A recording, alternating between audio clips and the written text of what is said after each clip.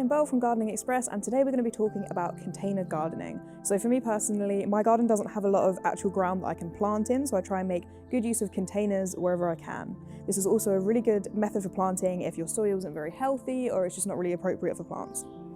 Not only does container gardening make great use of an outdoor space, it also makes it very easy to reposition your plants if you change your mind about where you've put them or if they're not receiving the right amount of light. Choosing the right type and size of container is essential.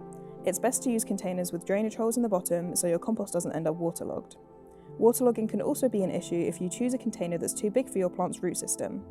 If you're repotting a plant from a smaller size, we recommend going 2 sizes up from the current pot. Another thing to consider is the material of the pot that you're going to use. So for example, plastic pots are a great affordable option, and they tend to be quite easy to collect because most plants that you buy will come with a plastic pot. It's also a really good option for plants that want to retain a bit more moisture in the soil. Terracotta, on the other hand, is a great option for plants that don't need quite as much water. It absorbs excess moisture in the soil, which is great for dry soil plants. Terracotta is the standard for container gardening, which makes sense as it looks great and is usually quite affordable. Other materials like metal or concrete are equally suitable for planting and can be quite decorative. The good news is you can mix up which materials you use for a range of looks in your garden.